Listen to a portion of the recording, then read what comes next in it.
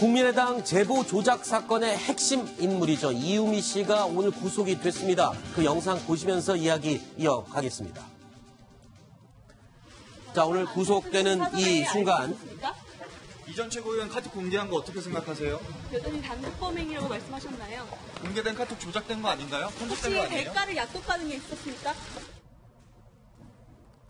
자, 일단 취재진의 질문에 아무런 답을 하지 않고 차량에 오른 이유미 씨. 자, 이유미 씨가 구속됐습니다. 이제 다음 타겟은 당연히 이준석 전 최고위원이 되겠죠? 그럴 수밖에 없죠. 네. 그리고 이준석 전 최고위원이 다음 타겟으로 끝나는 것이 아니라 브릿지라고 봐요, 저는. 중간 연결, 그렇죠. 그 다음으로 넘어가는. 위로 가기 위한 거. 왜냐하면 일단 두 가지인데 하나, 이게 카톡이 조작된 것도 아니야. 그건 이미 나온 팩트입니다. 그렇지 않습니까? 이유미 씨도 이미 다 그렇게 얘기했고, 이게 조작된 거라는 건 더 이상 뭐 논할 가치가 없는데, 문제는 이게 이제 이유미 씨의 단독 범행이냐 아니면 국민의당 최고 지도부 또는 안철수 전 대표에게 전달이 됐느냐, 알고서 공모한 것이냐, 이 부분 아니겠습니까? 단독 범행인지 공모인지. 그런데 설사 공모라고 하더라도 이유미 씨가 안철수 전 대표가 직보를 한다든지 아니면 뭐 국민의당 최고 지도부에게 직보를 한다든지 이런 레벨은 아니잖아요. 네. 그러니까 중간에 연결고리, 브릿지가 있었다는 거죠. 네. 그 브릿지를 검찰이 지목하고 있는 게 지금 이준석 전 최고위원이라는 겁니다. 그렇기 네. 때문에 다음 택에서 이준석 전 최고위원이 되는 것인데, 만약에 이준석 전 최고위원이 여기는 혐의가 없어가 아니라 만약에 검찰에서 봤을 때 여기도 이제 혐의가 있는 걸 이라고 만약에 본다고 하게 되면, 만약에요, 그러면 이 수사는 이준석 전 최고위원에서 끝나는 것이 아니라 그 윗선까지 반드시 가게 되겠죠. 네, 어제 한 언론에서 보도한 내용입니다. 이 내용을 보면요, 과연 이유미 씨가 혼자서 이 일을 다 꾸몄을까라는 의문이 든, 그런 의심이 드는 내용이 보도가 됐습니다. 자, 5월 8일입니다. 5월 5일에 이 조작된 제보를 폭로를 했었고요. 그 다음에 5월 8일날 이유미 씨가 이런 제보를, 이 문자를 보냅니다. 사실대로 모든 걸 말하면 국민의당은 망하는 것이라고 하셔서 아무 말 못하겠습니다. 라고 하니까 이준석 전 최고위원이 사실대로라면 이 말이 무엇을 말하는 거냐, 이렇게 다시 물어봅니다. 근데 이 내용을 보면 뭔가 이 말을 하기 전에 이 내용을 알고 있는 누군가와 이야기를 한번 했었던 정황이 딱 보이는 내용 아닌가요? 국민의당이 사실대로 말하면 국민의당이 망하는 거라고 하셔서라고 했는데, 그러니까요. 하셔서라는 것은 제3자인 누군가가 그렇죠. 예, 이유미 씨한테 그런 얘기를 했다라는 거 아닙니까? 네. 그러면은 이건 폭로가 거짓이라는 것은 누군가가 알고 있는 제3자가 그렇죠. 이유미한테 그런 얘기를 한 거 아니냐. 네. 그러면은 지금 드러나지 않는 또 다른 제3자가 있는 거 아니냐라는 것을 좀 의심케 하는 거거든요. 네. 근데 이제 저 카톡 다음에 또 나오는 얘기가 뭐냐면 개인 간 가볍게 나눈 대화의 일부분인데 그 증언이나 폭로가 아니다, 이렇게 또 얘기를 하거든요. 사실이라면 뭘 말하는 거냐 이렇게 물으니까 이유미가 그렇게 얘기합니다. 그러면 이 내용으로 그 대화의 맥락을 보면 이거는 꼭 이준석 전 최고위원이 이 폭로라는, 이 허위 폭로라는 것을 모르고 있었지 않느냐라는 것을 또 짐작케 하는 거거든요. 그러니까 지금 저 같은 내용을 보면 뭔가 이게 새로운 뒷배경이, 새로운 꼬리를 무는 또 의혹이 폭로 확산될 수 있는 여지도 있지만, 동시에 이준서조차도 이 내용에서는 좀 자유로울 수 있다. 네. 그죠? 이유미의 단독 범행일 수도 있겠다라는 이런 또 생각까지, 서로 상반된 추정이 가능한 그런 지금 상황입니다. 그렇게 생각할 수밖에 없는 게요, 카톡 메시지만 보고 나면 이게 앞뒤에 뭔가 좀 생략돼 있는 듯한 느낌이 들거든요. 이게 쭉 있으면은 흐름이 있을 텐데 조각조각 읽으니까 뭔가 이 말 같기도 하고 저 말 같기도 하고 애매한 부분이 있습니다. 실제로 삭제된 부분의 내용도 의심되는 부분이 있죠. 네, 제가 그래서 그 내용을 쭉 봤는데 사실 이제 그때 공개했을 때는 저 내용까지는 없었습니다. 네. 5월 5일, 6일 이 언저리까지의 카톡만 공개를 했는데, 사실 지금 저 내용만 봤을 때는 저도 지금 드는 생각은 사실 이유미 씨의 단독 범행일 가능성이 있겠다라고 생각이 드는 대목이, 저희가 동아일보가 단독으로 보도해드렸지만 그 파슨스 동료라고 지목됐던 K씨, 네. 그 K씨를 사실 제보자로 이유미 씨가 이제 들고 나온 거였거든요. 네. 근데 사실 그 K씨 자체가 일면식이 없다는 겁니다. 그렇죠. 문희영 씨를 전혀 모른다고 전혀 모른다는 거기 때문에 어떻게 보면은 아예 완전히 그냥 허위 사실을 가지고 조작을 했는데 그거를 검증하지 못한 책임이 굉장히 큰 거라고 저는 좀 더 보고 네. 실제로 알았는지 몰랐는지는 조금 더 검찰 수사를 지켜봐야 될 것 같습니다. 알겠습니다. 자, 이유미 씨와 이준서 전 최고위원과의 관계, 혐의 이 부분은 여기까지 저희가 얘기를 하고요. 또 한 가지 윗선으로 올라가기 시작한 대상이 있습니다. 바로 박지원 대표인데요. 지금 이준서 전 최고위원이 박지원 전 대표에게요. 사전에 말하자면 이 내용을 5월 5일 공개하기 전에 이미 박지원 대표에게 물어봤었다. 보고를 했다. 이 내용이 공개가 됐습니다. 내용 들어보시죠. 이준서 씨가 이유미 씨로부터 입수한 카카오톡의 대화 화면을 캡처한 내용을 박지원 대표의 바이버로 전송을 5월 1일 16시 32분에 하였습니다. 다만 비서관은 이 부분을 박지원 대표에게 별도로 전달을 하거나 이러지는 않은 것으로 문자 내용을 확인했습니다. 정식으로 언론을 통해서 보도자료로 발표되기 이전에 박지원 대표가 이 부분에 대해서 인지하지 못하고 있는 것이 아니냐.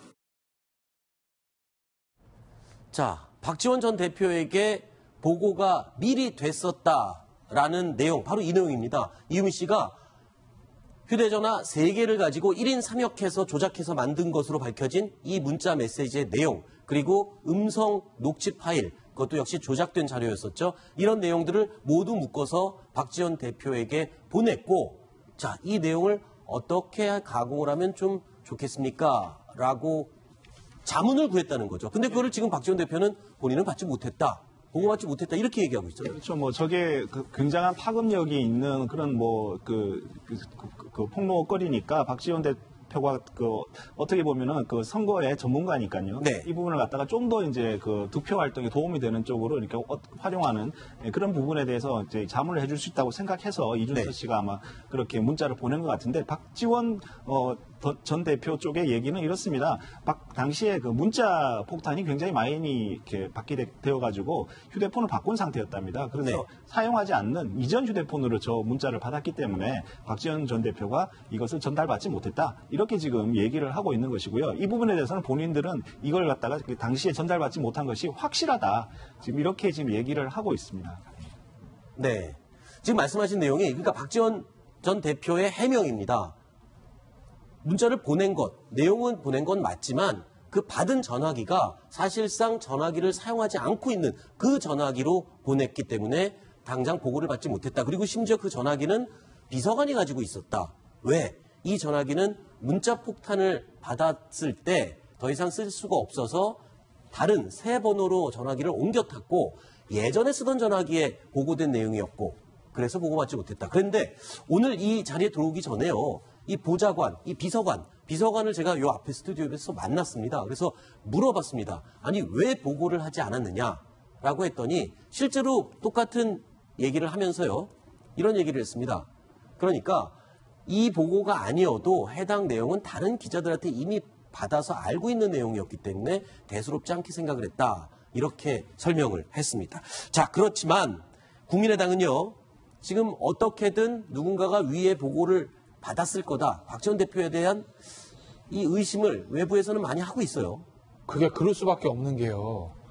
저게 중요한 문제잖아요, 사실. 그렇죠. 그렇지 않습니까? 선거 판도를 뒤흔들 수도 있고 이게 만약에 정말 잘못된 정보라고 하면 역풍이 불 수도 있는 중요한 건데. 그러니까 이준서 전 최고위원이 박지원 전 대표한테 이제 보고를 하려고 조언을 구하려고 보냈다는 거예요. 근데 답이 없습니다. 하나만 물어볼게요, 제가. 만약에 황순욱 앵커가 이준서 최고위원이라면요. 네. 저 중대한 걸 박지원 대표에게 보냈는데 답이 없다. 그럼 어떻게 하겠습니까? 다시 한번 다른 루트를 통해서 물어보자. 그렇죠. 전화를 하든지. 그렇죠. 이 중요한 거니까 좋은 의원께 마치 확인 안 하시네. 답이 없네. 그리고 이틀 3일 계속 가다 폭로 퍽 해버린다고요? 아니죠. 저는 그게 납득이 안 간다는 거예요. 네. 그러니까 어떤 형태로도 보고를 들어갔을까라는 게 추측이 가능한 것이고 만약에 그게 아니라 정말 끝까지 보고 안 하고 이준서 최고위원이 그냥 아유 뭐 답도 안 오는데 내가 알아서 하지라고 했다고 하게 되면 그만큼 국민의당이란 당 자체가 조직이나 이런 것들 굉장히 취약하다라는 거죠. 대선이나 전국단의 큰 선거를 치를 만한 어떤 역량이 없는 당이라는 게 여전히 드러난 거예요. 고이면 고인대로. 그게 아니라 몰랐으면 몰랐던 대로 국민의당의 문제는 더 불거지기 마련인 거죠. 자, 지금 이유미 씨 그리고 이준서 전 최고위원 이 두 사람의 조작 의혹에서 시작해서 점점 국민의당 윗선 거물급으로 의심이 올라가고 있습니다. 자, 박지원 전 대표뿐만 아니라요. 안철수 전 대표와도 이준서 전 최고위원이 만났었다. 그것도 비밀리에 독대를 했다. 이런 얘기가 확인이 됐습니다. 왜 만났습니까? 네, 일단 안철수 측의 설명은 지금 일단 대선 과정에서 저 폭로 때문에 민주당이 고소고발을 굉장히 많이 해놨었습니다. 네. 그런데 이제 이유미 씨도 그렇고 이유미 씨가 그러니까 이준서 최고에게 보냈던 그 메시지 중에 굉장히 많은 내용이 조금 고소고발을 취하해 줄 수 없겠느냐. 나를 좀 당에서 지켜달라. 뭐 이런 그런 식의 것들이었죠. 어떤 요청을 굉장히 많이 했거든요. 그래서 지금 이준서 최고위원의 설명도 이유미 씨가 요청을 해서 안철수 전 대표를 한 5분 정도 만났다. 네. 근데 당시에 이게 어떤 뭐 조작인지 이런 사안에 대해서는 언급하지 않았고 고소고발 문의를 좀 취할 수 없겠느냐. 이제 이런 문제만 논의했다는 설명인데 그래서 지금 이제 사실 어쨌든 점점 안철수 전 대표의 입만 지금 바라보고 있는 형국이 돼가고 있어서 네. 어떤 방식으로든지 아마 안철수 전 대표가 조만간 이 사건에 대한 입장 표명을 하지 않을까 이런 생각이 듭니다. 지금 이유미 씨가 지금 그 범행을 저지른 사람인 것은 분명하잖아요. 근데 그건 본인이 실토를 했지 않습니까? 근데 네. 그 바로 그 이유미 씨가 안철수 전 대표를 만났다는 거 아닙니까? 네. 이것은 그리고 또 만난 사유가 다른 사유가 아니라 바로 이 폭로 문제 때문에 만났다는 거잖아요. 네. 아, 이것은 안철수 대표가 지금 어떻게 보면 상당히 지금 위기에 지금 빠질 수 있는 그런 지금 상황이고, 만약에 안철수 전 대표가 전혀 모르는 상황이었다면 굉장한 지금 어떻게 보면 누명을 쓰게 될 수도 있는 그런 상황인 것 같습니다. 네. 아니, 글쎄 저는 납득이 잘 안 되는데 제가 네. 무슨 뭐 수사를 한 건 아니지만 저기 보시면요. 고소고발 취하 문제가 논의했다는 거잖아요. 네. 이 중대한 사안에 가서 5분 동안 대표님 고소고발 민주당을 취하게 힘 좀 써주실 수 없으시겠습니까? 당에 연락을 한번 해보지요. 네, 그러고 나왔다고요? 이 알겠죠. 상황에서. 그게 사실 납득이 안 간다는 거예요. 왜냐면 아까 처음에 봤던 우리가 카카오톡 메시지 5월 8일 카카오톡 메시지 보면 네. 이거에 대해서 이유미 씨가 문제가 있다 하나 걱정되는데요 막 이러니까 그건 뭐가 사실이야? 고 되묻지 않습니까? 네. 저분이요 이준서 전 최고위원분이 뭐 아주 뭐 의정활동한 건 아니지만 나름대로 원내 3당의 최고위원이잖아요. 네. 나름대로 정치적 감각은 조금은 있을 거 아니에요. 네. 누구든지 그 상황이 되면 이거 뭐가 있구나. 네. 큰일 났네. 라는 생각이 드는 게 상례 아니겠어요? 이 대선판에? 그러면 본인이 이유미 씨한테 확인할 수 있는 거고 그 와중에서 안철수 전 대표하고 어느 정도 교감이나 커뮤니케이션이 있었을 가능성은 저는 충분히 있다고 봐요. 네. 근데 저거는 뭐 5분만 와서 고소고발 얘기만 하고 나왔다? 그렇죠.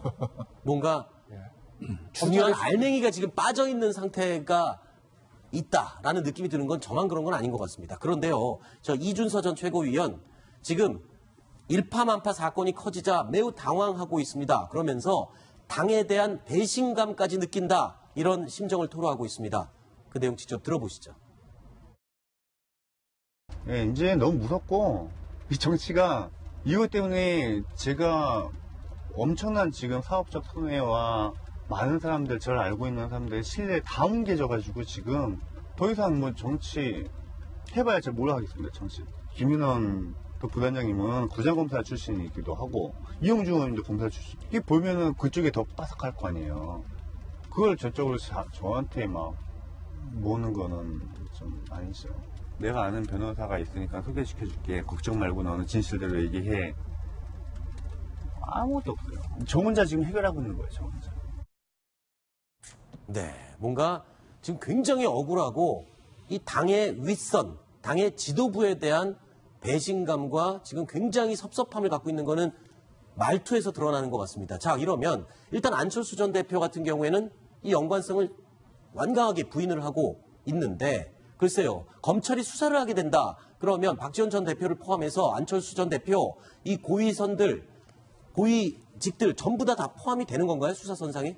네, 뭐 그렇게 볼 수도 있지만 사실 굉장히 중요한 부분이 이게 허위 사실인지 아닌지를 사전에 알고 있었느냐. 네. 이게 허위 사실인 걸 알면서도 저렇게 공표를 했다면 굉장한 범죄가 됩니다. 네. 그런데 다만 이유미 씨를 제외하고 나머지 뭐 이준서 최고를 할지 그 기타 등등 공명 추진 선거단에 있었던 분들이 검증을 제대로 하지 않고 이게 정말 진실된 제보라고 믿고 있었다면 조금 네. 차원이 달라지는 거죠.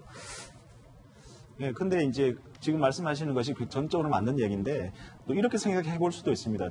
대선 때까지는 허위 사실인지 몰랐습니다. 네. 그런데 어느 순간에 알게 됐습니다. 네. 근데 알게 된 그 순간에 바로 조치를 했어야 되는데 이게 네. 막 시간을 끈단 말이에요. 네.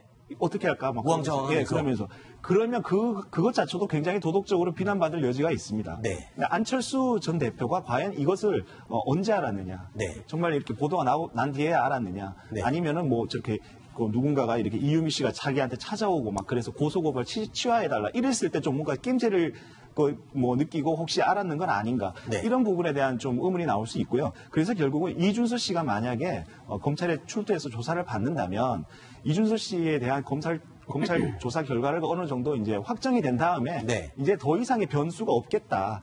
이런 상황에서 최종적으로 이제 입장을 발표하고 이 사건을 완전히 마무리하는 수순으로 안철수 전 대표가 자기 입장을 얘기할 가능성은 있습니다. 그렇지만 그런 걸 마땅히 너무 기대하다가 시간을 너무 끌게 되면요. 네. 결국 타이밍을 놓쳐가지고 안철수 전 대표에 대한 어떤 국민적인 신뢰가 좀 떨어질 수 있거든요. 네. 그래서 지금 이렇게 할까 저렇게 할까 상당히 고민 중이지 않을까 이렇게 생각이 듭니다. 네. 저도 동감하는 부분이 안철수 전 대표의 대응 시점입니다. 그렇죠. 그러니까 정치인이라면 굉장히 타이밍을 잡을 줄 알아야 됩니다. 네. 그러니까 안철수 대표가 그때 한때 지지율이 거의 무슨 문재인 후보 당시 이제 육박할 정도로 양자 구도까지 갔을 때 만약에 다른 선택을 했더라면 그리고 지금도 똑같은 것 같습니다. 지금도 지금 이 사건이 점점 눈덩이처럼 커져가고 있는데 언제까지 침묵을 지킬 것이냐. 네. 이 시점을 잘 조율하는 게 이제 안철수 전 대표에게 가장 큰 숙제인 것 같습니다. 이번 사건에 대해서요. 정두원 전 의원은 안철수 전 대표의 이 정치 생명에 아주 치명타가 될 것이다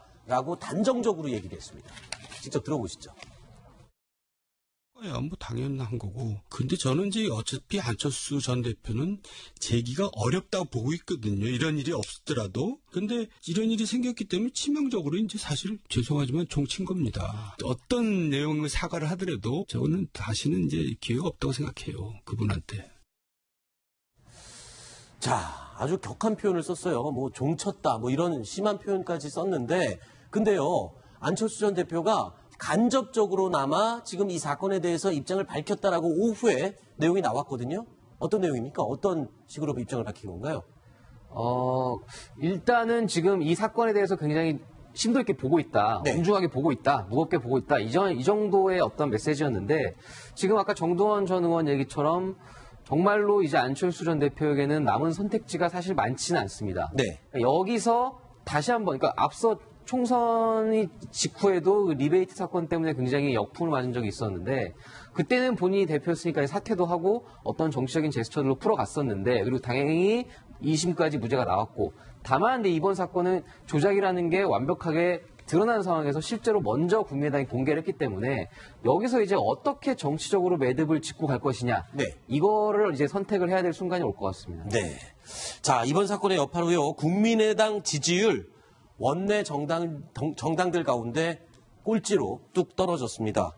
자, 안철수 전 대표의 이 입장 표명 늦어지면 늦어질수록 이 당의 지지율도 계속 떨어질 수밖에 없는 거겠죠. 그렇습니다. 그게 이제 이 사건과 심각하게 지금 연동이 되고 있는 거고요. 안철수 전 대표의 대선 주자 지지율이야 이런 것은 지금 조사를 하지 않기 때문에 그렇습니다만 그 안철수 전 대표에 대한 그 국민적인 실망감이나 이런 부분도 더 커질 수가 있기 때문에 안 전 대표로서는 좀 고민을 많이 해야 될 것 같고요. 네. 한 가지 좀 제가 말씀드리고 싶은 부분은 뭐냐면 국민의당 안에서 어찌된 영문인지 안철수 전 대표를 한때 자기 그 정당의 유력한 대선 후보였는데 네. 지켜주고 보호해주겠다라는 이런 움직임이라든지 분위기가 네. 잘 나타나지 않고 있다라는 부분이 아하.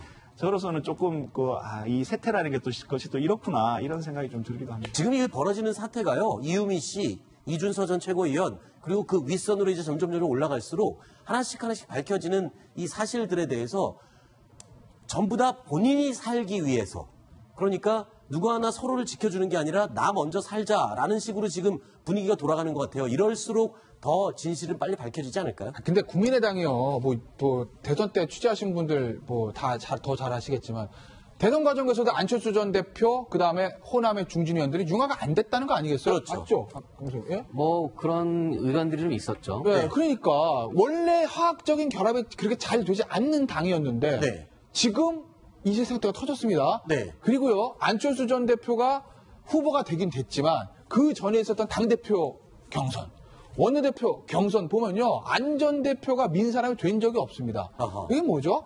국민의당의 사실상의 대부분의 세력을 차지하는 호남 중진 의원들이라는 얘기예요. 네. 호남 중진들 위에 안철수 대표가 지금 딱 대선 후보 한 자리 한 건데 그 지금 이 사태로 벌어져가지고 이 사태가 사실은 호남 중진 의원들 입장보다 안철수 대표 직계 라인에서 일어난 일들 아니겠어요? 네. 그렇게 되면 호남 중진 의원들 입장에서 야 어떻게 해서든지 안철수 대표를 살려가지고 우리가 다음 지방선거, 총선, 대선 돌파 이 생각을 할까요?